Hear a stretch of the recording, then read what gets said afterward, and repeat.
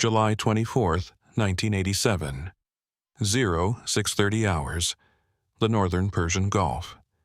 20 miles west of Farsi Island, a 414,000-ton behemoth of steel and crude oil, the supertanker Bridgeton, displaces enough water to submerge a small city block. She is flying the American flag. She is escorted by 3 United States Navy warships, guided missile frigates and cruisers bristling with the most advanced radar arrays and surface-to-air missiles the Pentagon can buy. To the naked eye, this convoy is an impenetrable fortress of blue water supremacy. Then the water erupts. A 500-pound Iranian contact mine, a cheap, rusted sphere of high explosives dating back to the First World War, detonates against the Bridgeton's hull. The shockwave ripples through the water at 4 times the speed of sound. It punches an 8 by 10-foot hole through the hardened steel. The impact sounds like a 500-ton hammer striking an anvil. On the bridge of the command ship, Rear Admiral Harold Burnson, commander of the Middle East force, stares at the aftermath.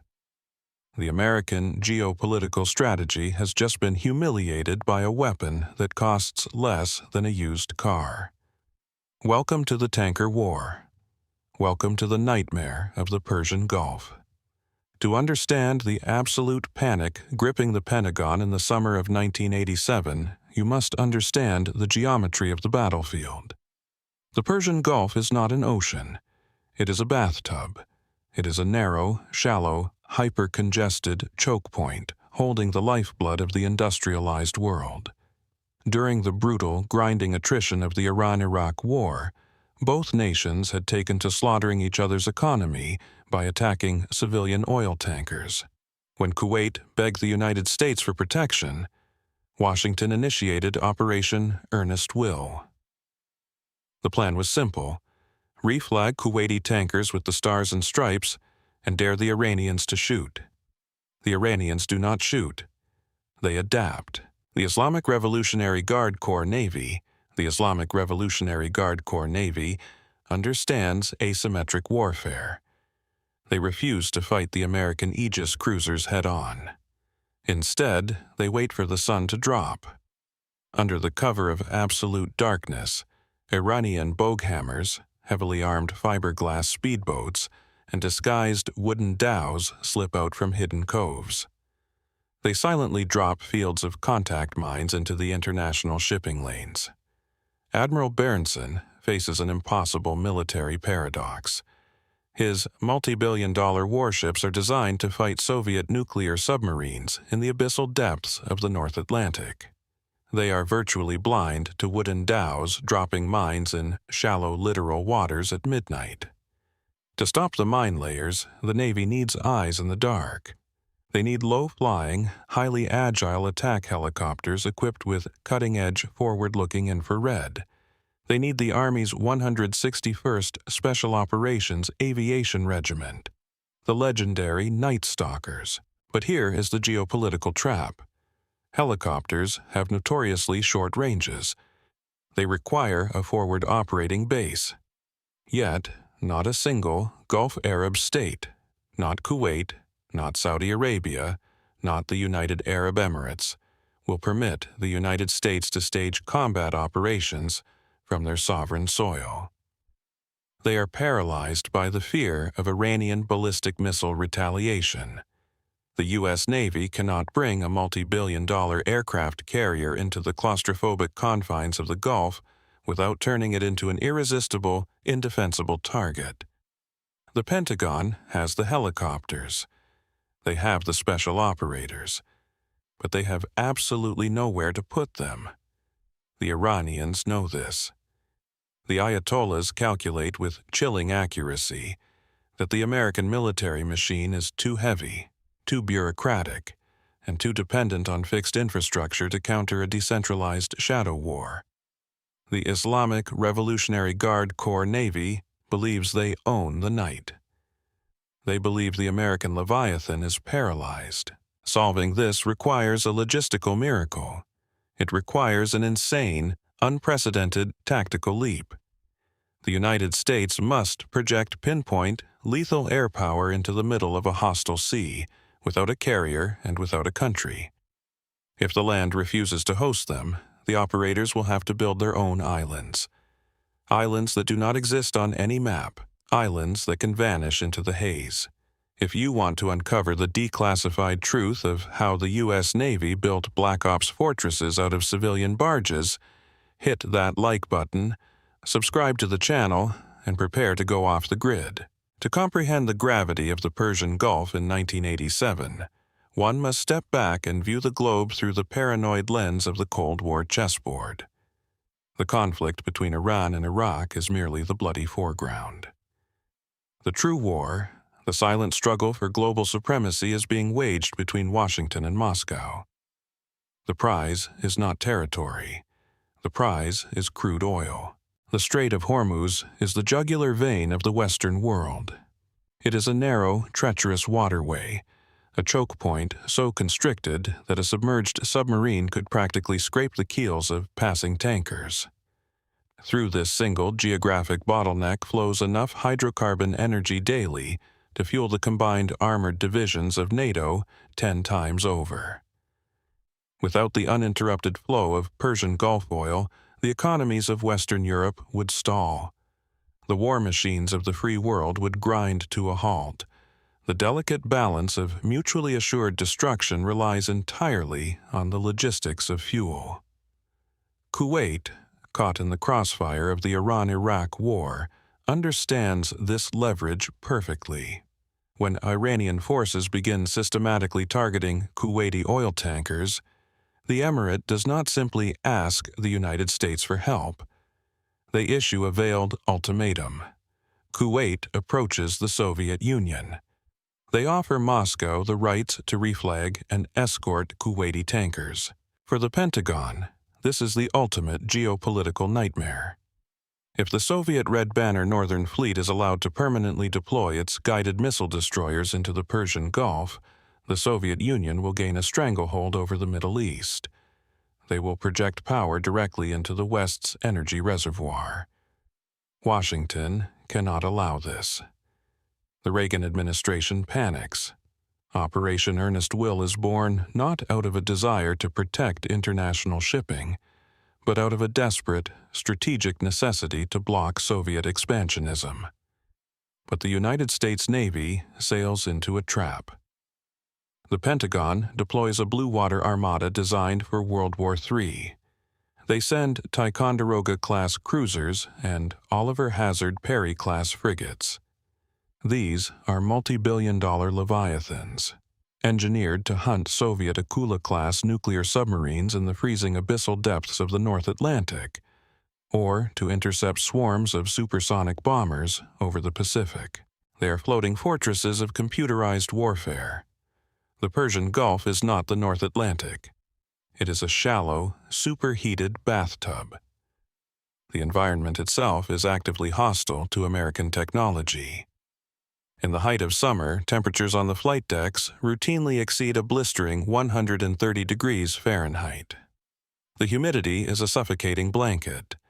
This extreme weather creates a meteorological phenomenon known as thermal ducting. The atmospheric layers of trapped heat act like funhouse mirrors, bending and scattering the electromagnetic waves of the Navy's billion-dollar Spy-1 radar systems. To the operators staring at their consoles in the air-conditioned combat information centers, the radar screens become useless fields of static. Phantom fleets appear and vanish. Legitimate targets are swallowed by the haze. The most advanced surface fleet in human history is effectively fighting blind. The Islamic Revolutionary Guard Corps Navy knows this. The Islamic Revolutionary Guard Corps Navy does not operate like a conventional maritime force. They do not possess cruisers. They do not possess advanced destroyers. Their strategic doctrine is dictated by the limitations of their budget and the fanaticism of their commanders. They analyze the massive American armada, and they do not see a deterrent. They see a rigid, bureaucratic, unadaptable behemoth. The Iranian logic is brutally simple. negate American technological superiority through absolute asymmetry. They execute a shadow war. They wait for the sun to drop. They utilize the chaotic, hyper-congested civilian traffic of the Gulf as their ultimate camouflage. The weapon of choice is not a guided missile. It is the Swedish-built Båghammer. These are civilian fiberglass speedboats, barely the length of a pleasure yacht, but modified with an arsenal of recoilless rifles, heavy machine guns, and rocket-propelled grenades. They are painted to blend into the dark water. They are small, they are incredibly fast, and their fiberglass hulls are practically invisible to American radar. They swarm, they strike, they vanish. By the time a colossal American warship can pivot its radar arrays, identify the threat, seek authorization through the rigid, layered chains of command, and clear its weapon systems to fire, the Båghammers have already melted back into the chaotic radar clutter of the Iranian coastline. Even more terrifying is the Iranian mine-laying operation. The Islamic Revolutionary Guard Corps' Navy commandeers traditional wooden dhows, fishing vessels that have plied these waters for centuries. Wood does not bounce radar waves. To the computerized eyes of an Aegis cruiser, a wooden dhow loaded with high explosives looks like nothing at all. Under the cover of total darkness, these disguised fishermen slip into the internationally recognized shipping lanes. They drop thousands of M08 contact mines. These weapons are rusted iron spheres, utilizing technology designed before the invention of the microchip. Yet, each sphere contains a payload of high explosives capable of breaking the keel of a supertanker or vaporizing the hull of a guided missile frigate. The Iranians are fighting a war of attrition, and they are winning. They maintain absolute plausible deniability. They never claim responsibility for the mines. They never leave a verifiable radar track. The American Navy is bleeding millions of dollars in operational costs every single day, forced into a defensive, reactionary posture, waiting for the next invisible trap to spring. The Pentagon realizes conventional naval doctrine has failed. To hunt ghosts in the dark, they need a ghost fleet. They need a capability that exists entirely outside the traditional naval playbook. They need special operations. The CIA and the Joint Chiefs of Staff recognize that the only way to intercept and destroy the Iranian mine layers before they deploy their payloads is to catch them in the act, in the dead of night. They require a force capable of flying under the radar, literally and figuratively. They turn to the United States Army's 161st Special Operations Aviation Regiment. The Night Stalkers. The Night Stalkers possess the precise tool required for this asymmetric slaughter, the MH-6 Little Bird. The Little Bird is an anomaly. It is a helicopter so small it appears toy-like, yet it is a devastating instrument of close air support. Painted in radar-absorbent matte black, equipped with hypersensitive forward-looking infrared cameras, and armed with twin miniguns capable of unleashing a buzzsaw of 3,000 rounds per minute, the Little Bird is designed to fly 30 feet off the deck in zero-visibility conditions. It is the perfect assassin for wooden dhows and fiberglass speedboats, but the strategic puzzle remains unsolved. A Little Bird has a maximum operational range barely spanning the length of a small coastal county. It cannot fly from land bases in the United States. It cannot deploy from the colossal, easily targeted decks of an aircraft carrier stationed safely outside the Gulf. To effectively hunt the Islamic Revolutionary Guard Corps Navy, the Night Stalkers must be positioned directly in the center of the kill zone. They must be stationed in the northern Persian Gulf, deep within the operational envelope of Iranian Silkworm anti-ship missiles. The Silkworm is a Chinese-manufactured nightmare, a flying telephone pole carrying a half-ton armor-piercing warhead, capable of turning any fixed land base or stationary warship into a raging, unquenchable inferno. Because of the Silkworm threat, Every single Gulf Arab state emphatically denies the United States basing rights. They refuse to allow American helicopters to launch from their soil, terrified of drawing Iranian retaliatory strikes. The American military machine is trapped by its own massive footprint. The operators have the weapons. They have the intelligence. They have the absolute mandate to secure the oil flow and lock out the Soviet Union. They simply lack a piece of the earth to stand on. August 1987. A windowless, fluorescent-lit sub-basement within Naval Sea Systems Command in Washington, D.C. The air is stale. The ashtrays are overflowing. The men sitting around the scarred wooden tables are not wearing camouflage. They are wearing short-sleeved white button-downs, loosened ties, and thick-rimmed glasses. They do not carry rifles. They carry slide rules, structural stress formulas, and top-secret security clearances.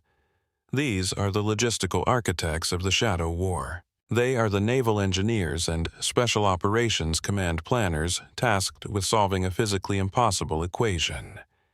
The equation is this: build a heavily fortified, fully operational forward aviation base in the middle of a hostile, hyper-congested waterway. Do it without violating the sovereign territory of an allied nation. Do it without triggering a massive Soviet diplomatic escalation. Do it in absolute secrecy. And do it in less than 30 days. The lead architect stares at the nautical charts of the northern Persian Gulf. The internal monologue of a black project engineer is a loop of catastrophic variables. If we deploy a traditional frigate, it is blind to wooden dhows. If we deploy an aircraft carrier, it is a geopolitical lightning rod. If we put special operations helicopters on a small ship, the flight deck will pitch and roll, snapping the landing skids in a midnight squall. We do not need a ship. Ships move, ships pitch. We need an island. But islands cannot be built in a month. Then the paradigm shifts. The solution is not military. The solution is commercial. The Persian Gulf is not just a body of water. It is a sprawling industrial park. It is littered with the rusted colossal infrastructure of the global petroleum trade. Drill ships, pumping stations, and massive, unpowered flat-bottomed oil construction barges. A civilian oil barge is an anomaly in naval warfare. It possesses zero propulsion. It has no keel to speak of. It is towed into position by tugboats and anchored to the seafloor. But what it lacks in mobility, it provides in sheer, unadulterated mass. It offers a flat, stable deck of heavy-gauge steel, boasting a surface area rivaling a suburban shopping mall. From a distance of 5 miles, obscured by the thermal haze of the Gulf, a military base built on an oil barge will look exactly like another piece of civilian hydrocarbon infrastructure. It is the ultimate camouflage. It hides in plain sight. Operation Prime Chance is initiated. It is a black project wrapped inside a logistical shell game. The Central Intelligence Agency and the Department of Defense immediately bypass the suffocating bureaucracy of standard military procurement. They tap into a black budget, utilizing unvouchered funds capable of financing a small sovereign nation. They deploy front companies and civilian intermediaries to scour the maritime leasing markets of Kuwait and Bahrain. They require vessels that are massive, structurally sound, and immediately available. They find two: the Hercules and the Wimbrown 7. These are colossal maritime behemoths owned by civilian oilfield service contractors. The Hercules spans nearly 200 feet in length, a floating expanse of heavy steel capable of displacing thousands of tons of water. The Wimbrown 7 is equally massive. The white-shirt engineers now face their true nightmare. Leasing the barges is merely a bureaucratic trick. Transforming these floating pieces of civilian scrap into lethal, self-sustaining special operations fortresses is an engineering Herculean task. The barges are towed into highly secure classified dry docks. The transformation begins under the cover of armed guards and absolute radio silence. The timeline is merciless. The men work 24-hour shifts, the air thick with the smell of welding ozone, grinding metal, and burning diesel. The first problem is structural integrity. An oil barge is designed to hold pipes and cranes.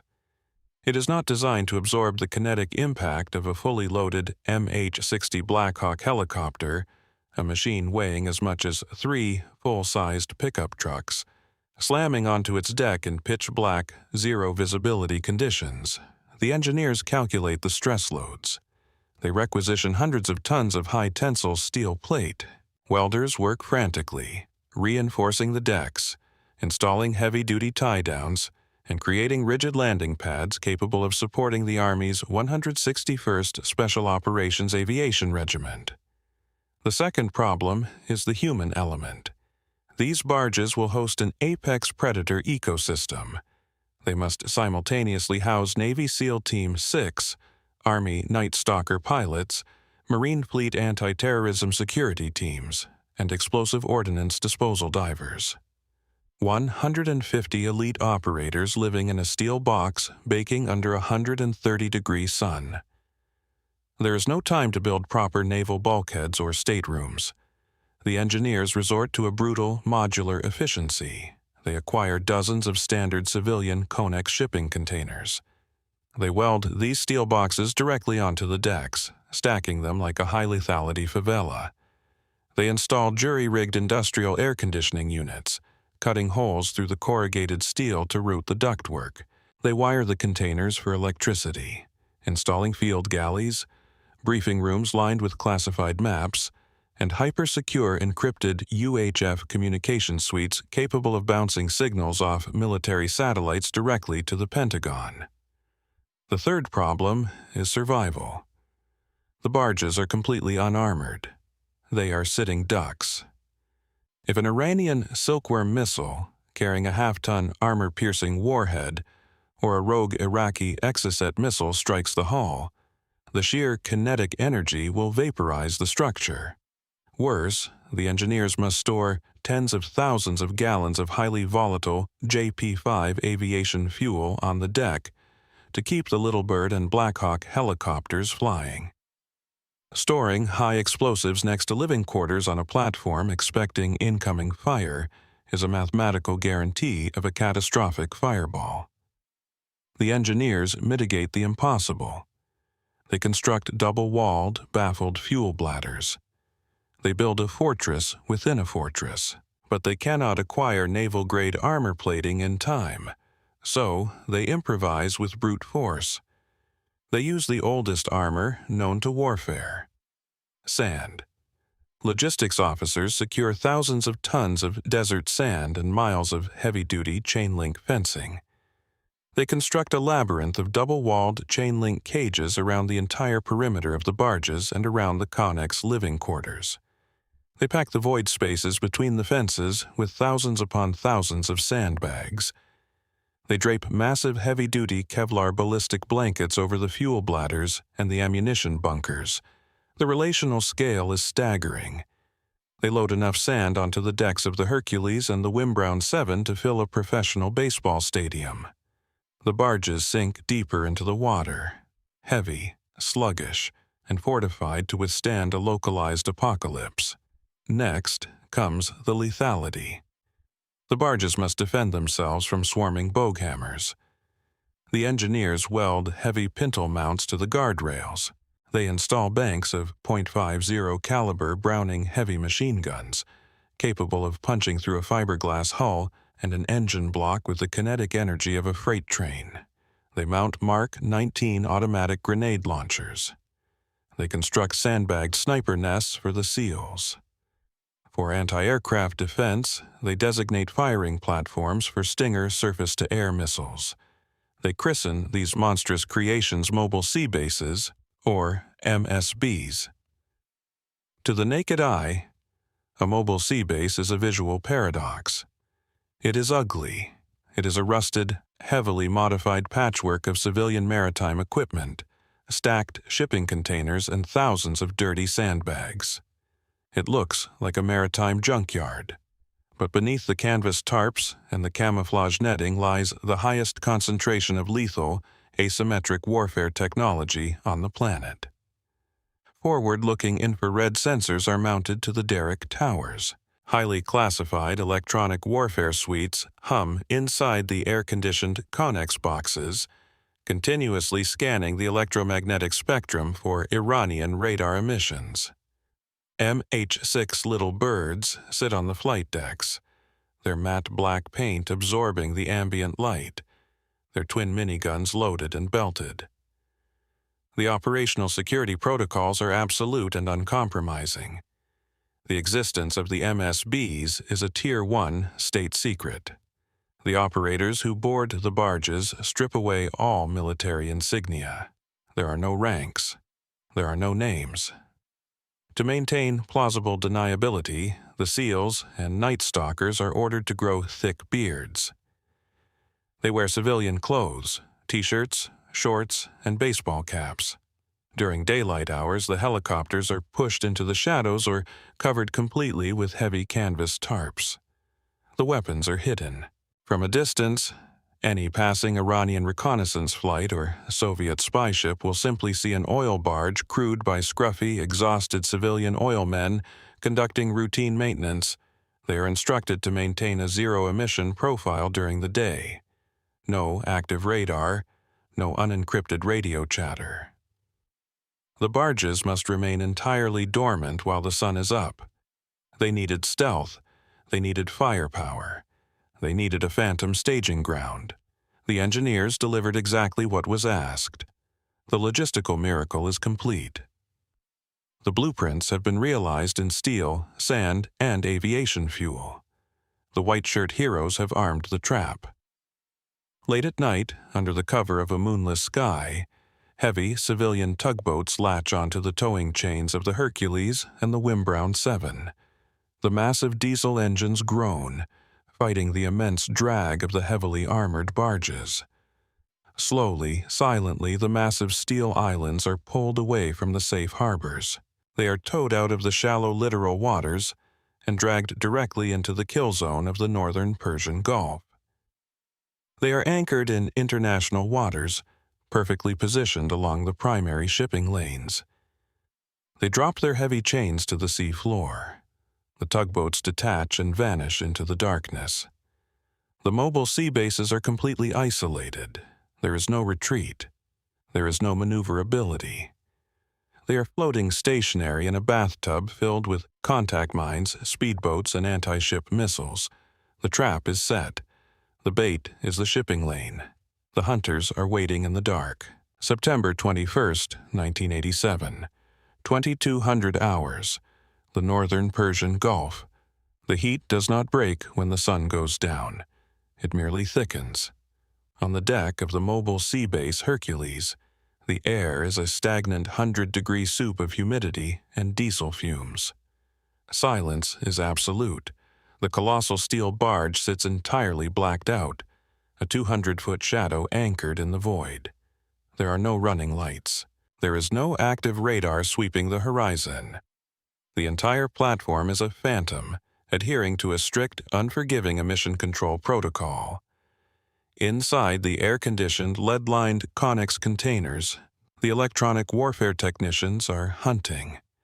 They are staring at cascading waterfalls of green data on heavy cathode ray tube monitors. They are listening to the electromagnetic heartbeat of the Gulf. They intercept a whisper. It is a faint, unencrypted radio transmission bouncing off the atmospheric thermal layers.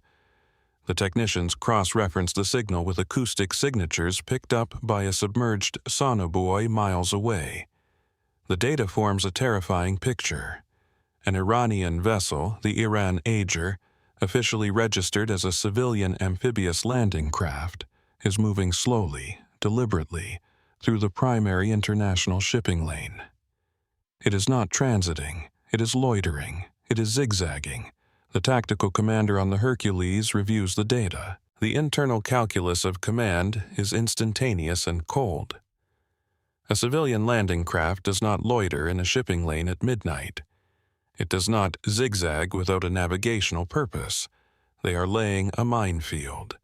If those mines arm, by tomorrow morning, a 300,000-ton supertanker will be vaporized, and the global oil market will spiral into a panic.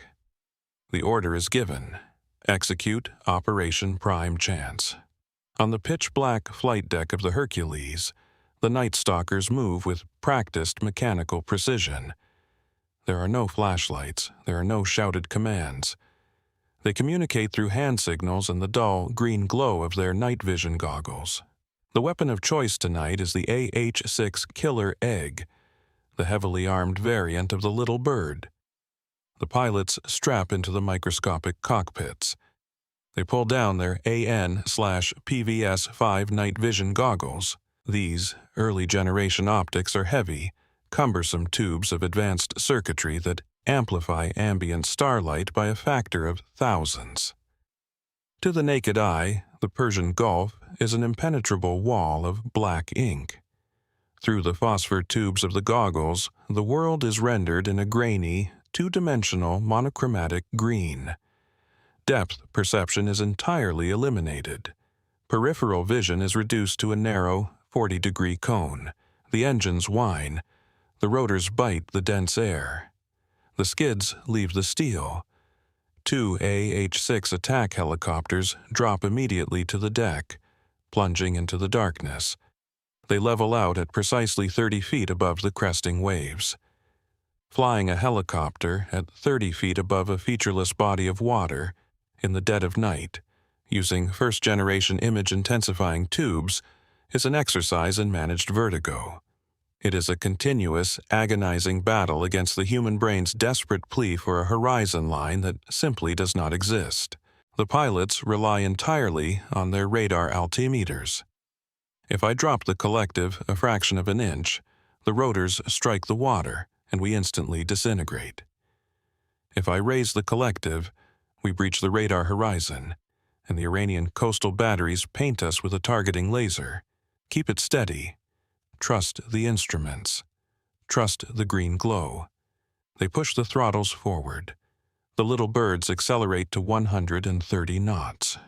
They are two matte black darts slicing through the night, invisible to the naked eye, invisible to radar, invisible to history. 50 miles from the Hercules, the onboard, forward-looking infrared sensors detect a massive thermal bloom. It is the heat signature of heavy marine diesel engines. The pilots bank the helicopters, approaching the target from the stern to mask their engine noise. Through the forward-looking infrared monitors, the monochrome image sharpens. It is the Iran Aegis. The operators do not need to guess the vessel's intent. The thermal cameras are so sensitive they can detect the residual heat of human handprints on cold metal. The screens clearly show dozens of Iranian Revolutionary Guard personnel muscling massive, spherical objects across the deck. They are pushing M08 contact mines over the side. The splashes register as violent, cold water eruptions on the infrared displays. The Night Stalkers report the definitive proof back to the command center. They request weapons free. The authorization is relayed through the encrypted satellite uplink. The rules of engagement are clear. Stop the mine laying. Do not sink the ship. The United States needs the physical vessel intact as undeniable evidence for the United Nations. The attack is a sudden, localized apocalypse. The AH-6 pilots thumb their weapon selectors. The target is acquired. The triggers are squeezed. The twin 7.62mm miniguns mounted on the helicopter skids spool up with a mechanized shriek.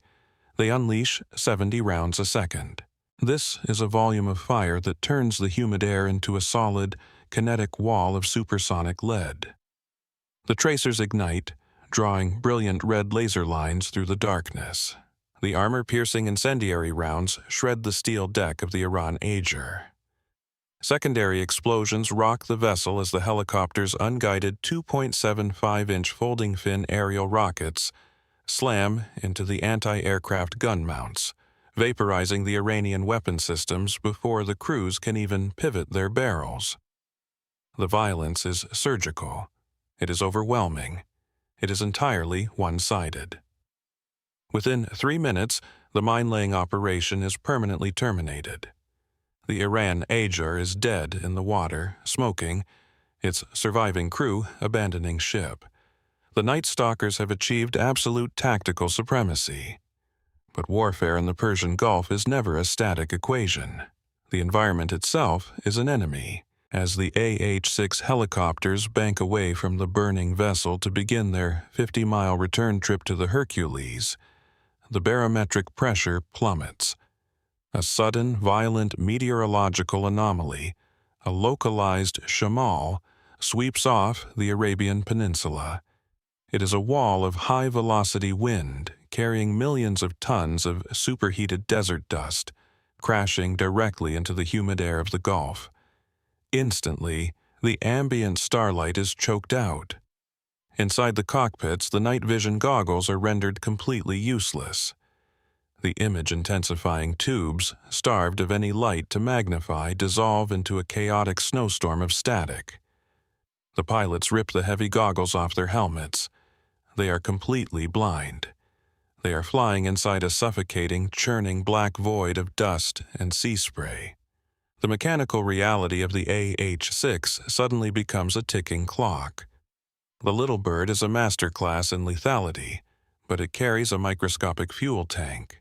They are burning aviation fuel at a rate of 4 gallons a minute, a consumption rate capable of draining a standard car's gas tank in the time it takes to boil water. The low-fuel warning lights illuminate on the instrument panels, casting a harsh yellow glare in the dark cockpits. They have precisely 12 minutes of flight time remaining before the turbines flame out and the aircraft drop like stones into the sea. They must find the Hercules. But the white-shirt engineers back in Washington designed the mobile sea base too well. It is a rusted slab of black steel covered in sandbags. It has no radar signature. It has no thermal signature. It is completely swallowed by the shamal. The flight leader keys his radio, breaking the cardinal rule of emission control. He transmits an encrypted burst data plea to the barge. We are Winchester on ammo. We are bingo on fuel. We are blind. Requesting immediate homing beacon.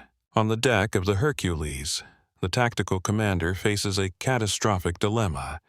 If he activates the barge's take-in, tactical air navigation beacon, or turns on the floodlights to guide the helicopters in, the high-frequency electromagnetic burst will instantly illuminate the Hercules on every Iranian coastal radar screen from Bandar Abbas to the Al-Fal Peninsula.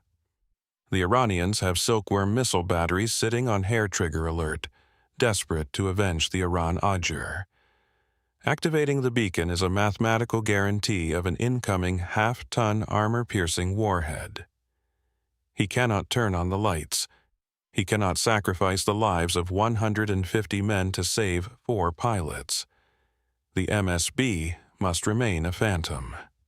The crisis requires a microscopic, hyper-focused solution. A SEAL Team 6 operator, standing on the pitching, wind-battered deck of the barge, grabs a handheld infrared strobe light. This device emits a pulsing flash of light completely invisible to the naked human eye, registering only on the specific frequency of military night vision. The commander authorizes a 3-second burst, just a flicker. The SEAL climbs to the highest point of the derrick tower, bracing himself against the howling, dust-choked wind. He aims the strobe blindly into the black wall of the storm and hits the switch.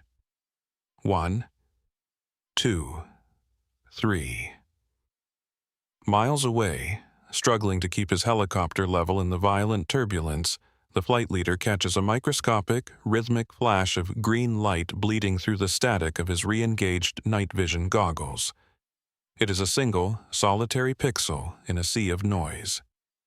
There, adjust heading, drop altitude, pray the fuel lines hold. The pilots lock onto the memory of that flash. They fly entirely on dead reckoning, wrestling the cyclic controls against the sheer force of the chamal, their engines sputtering as the fuel gauges read absolute zero. They do not see the barge until they are 20 feet away. The massive, sandbagged walls of the Hercules loom out of the dust like a monolithic fortress. The landing is not a controlled descent. It is a controlled crash. The heavy skids of the AH-6 helicopter slam violently onto the reinforced steel flight deck, the kinetic energy absorbed by the customized shock absorbers. The turbines spool down, choking on the last fumes of vaporized fuel. Silence returns to the Hercules, broken only by the howling wind tearing at the camouflage netting. The mission is an unprecedented success. The payload is delivered. The trap has worked perfectly. The United States has ripped the Iranian mine-laying operation out of the shadows, and they have done it without leaving a single fingerprint. Dawn breaks over the Persian Gulf. The suffocating thermal haze lifts, revealing the smoking, paralyzed hull of the Iran Aegis. The vessel is dead in the water, a jagged silhouette of twisted steel and scorched paint drifting aimlessly in the current. It is no longer a warship. It is a crime scene floating in international waters. From the fortified deck of the mobile sea base Hercules, a detachment of highly trained Navy SEALs launches in rigid-hull inflatable boats. They do not approach with the booming cannons of a guided missile destroyer. They approach with suppressed weapons, gas masks, and waterproof cameras. They board the abandoned vessel. The silence on the blood-stained deck is profound, broken only by the slosh of seawater against the shattered fiberglass and the hiss of cooling metal. What the SEALs find in the cargo hold is the geopolitical equivalent of a captured nuclear code. Sitting on the launch rails, perfectly intact and heavily greased, are 9 M08 contact mines. Each rusted sphere contains enough high-yield explosives to shatter the keel of a supertanker, displacing explosive energy equal to a small tactical bomb. But the physical mines are merely the murder weapon. The SEALs push into the bridge, kicking through the debris. They find the captain's logbook. They find the encrypted navigational charts. They find the exact, handwritten GPS coordinates of every single minefield dropped into the international shipping lanes over the past 3 months. This is not a firefight. This is an intelligence coup of staggering, world-altering proportions. Within minutes of the boarding action, highly encrypted burst transmissions bounce off military communications satellites, beaming high-resolution photographs directly to the Pentagon. The intelligence is processed, analyzed, and weaponized at the speed of light. The trap engineered by the white-shirt logisticians has yielded the ultimate prize. For over a year, the Islamic Republic of Iran has waged a masterful campaign of absolute plausible deniability. The Ayatollah's regime has stood on the world stage, vehemently denying any involvement in the mining of the Persian Gulf. They blamed rogue actors. They blamed Iraqi saboteurs. They even blamed the United States Navy, accusing Washington of executing a massive false flag operation to justify a Western invasion of the Middle East. The Central Intelligence Agency now holds the absolute, irrefutable counter-argument. They have the physical ship. They have the unexploded ordnance. They have the blueprints of the Shadow War written in the enemy's own hand. The execution of this diplomatic killshot is cold and merciless. Less than 48 hours after the AH-6 Little Birds shredded the deck of the Iran Aegis, the United States ambassador to the United Nations stands before the General Assembly in New York. He does not deliver a passionate, table-pounding speech. He delivers raw data. He drops the newly declassified, high-contrast photographs of the Iranian mine layer onto the floor of the international community. He presents the translated, captured logbooks. He presents the serial numbers of the Soviet-era explosives.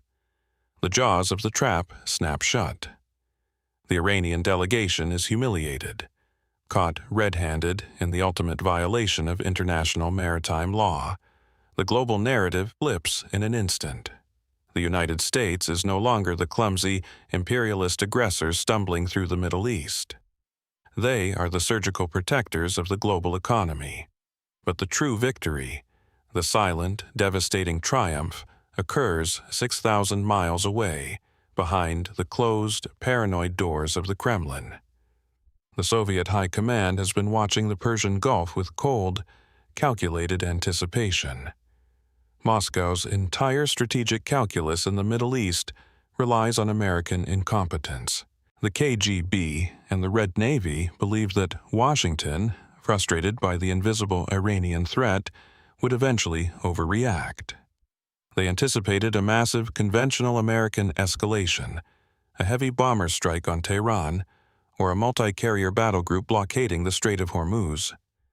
Such a clumsy, heavy-handed overreach would instantly alienate the Gulf Arab states, creating a massive geopolitical power vacuum.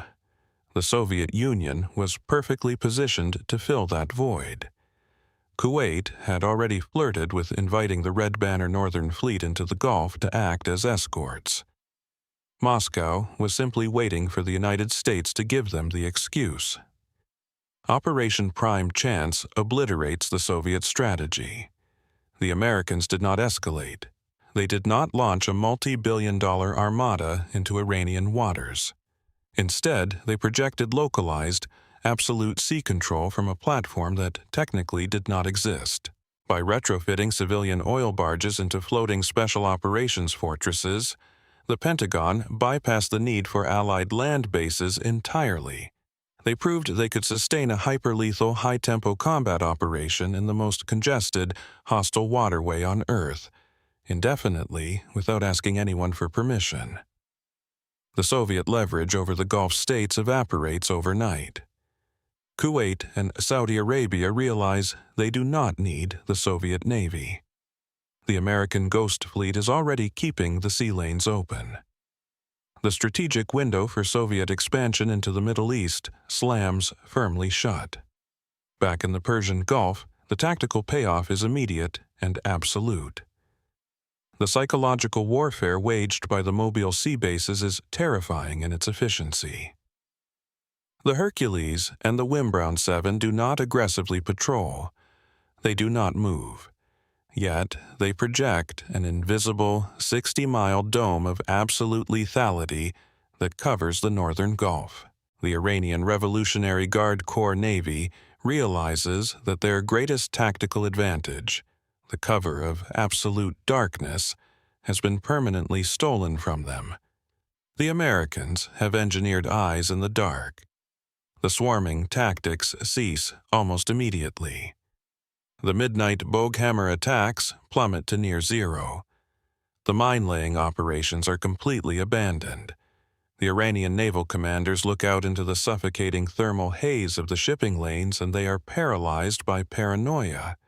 They cannot distinguish between a legitimate civilian oil barge pumping crude and a heavily armored American fortress waiting to unleash a swarm of matte black helicopters. Every blip on the radar, every shadow on the horizon, every rusted piece of maritime infrastructure becomes a potential death sentence. This is the essence of Cold War victory. No massive fleets clashed in broad daylight. No cities were carpet-bombed. No formal declarations of war were issued. A multinational economic crisis was averted, and a superpower checkmated by a handful of black-budget engineers, a phantom aviation regiment, and 2 rusted barges packed with desert sand. The U.S. Navy silently scuttles the Iran Ajr in deep international waters, erasing it from the surface of the earth. The global oil market stabilizes. The supertankers resume their massive, slow-motion transit through the Strait of Hormuz, completely unaware that their safety is being guaranteed by men without names, flying from islands that do not exist. The archives are unsealed. The heavy black redaction ink is stripped away. The Freedom of Information Act lays bare the terrifying, brilliant anatomy of Operation Prime Chance. Expenditure, a black budget ledger existing entirely off the congressional books, draining a reservoir of unvouchered intelligence funds massive enough to finance the entire defense apparatus of a developing nation. Fortification, a sheer mass of imported desert sand and Kevlar ballistic blankets, equivalent in weight to the concrete foundation of a Manhattan skyscraper, piled manually onto the decks of civilian oil infrastructure. Volatility, tens of thousands of gallons of JP5 aviation fuel, possessing enough concentrated combustible energy to vaporize a metropolitan city block, stored practically shoulder to shoulder with sleeping special operations personnel. Personnel, a rotating, off-the-books roster of elite SEALs, Marine Fleet anti-terrorism security teams, and Night Stalker pilots, comprising a concentration of lethal force capable of neutralizing a small army, crammed into unarmored modular shipping containers. Endurance, a grueling, uninterrupted deployment cycle spanning nearly 2 years, a duration stretching long enough to shatter the psychological endurance of standard naval crews, executed in complete, suffocating isolation. Look at the modern naval battlefield. Look at the Red Sea. Look at the Strait of Bab el-Mandeb. The Shadow War never ended. It simply evolved.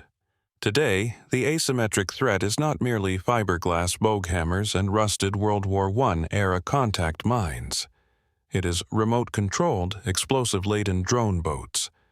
It is anti-ship ballistic missiles launched from desert encampments. But the American strategic response carries the exact genetic code of the 1987 Black Project. The United States Navy no longer rents civilian oil barges.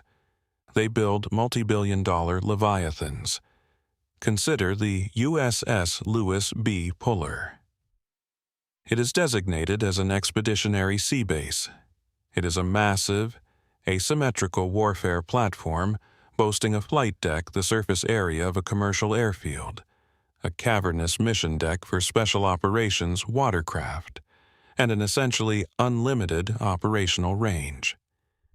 It is a floating fortress. It is the direct, evolutionary descendant of the Hercules. The Pentagon realized that to fight an unconventional enemy in a literal bathtub, you do not deploy a traditional blue water cruiser. You deploy a permanent, unblinking eye. You deploy an artificial island.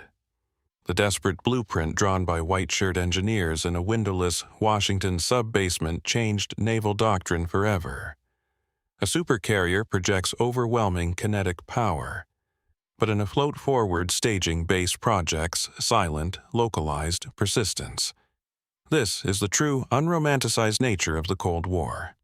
The conflict is often sanitized in history books as a neat, binary struggle of ideologies. It is chronicled as a standoff of apocalyptic mathematics, counting intercontinental ballistic missiles, measuring megaton blast radiuses, and calculating the exact hour of mutually assured destruction. But the Cold War was not won in the missile silos. It was won in the absolute margins. It was won in the gray zones. The Soviet Union collapsed because it constructed rigid, monolithic systems. It built massive fleets expecting to fight a conventional World War III on a sanitized chessboard. It could not adapt. It could not improvise when the board caught fire. The American military-industrial complex survived because it weaponized the absurd. The United States possessed the audacity to embrace complete logistical insanity. They took civilian engineers and ordered them to build a Black Ops base out of rented maritime scrap. They took elite aviators, stripped them of their military identities, and ordered them to fly matte black helicopters 30 feet above the water in zero visibility. They fought a multinational geopolitical proxy war, using rusted chains, dirty sandbags, and silenced weapons.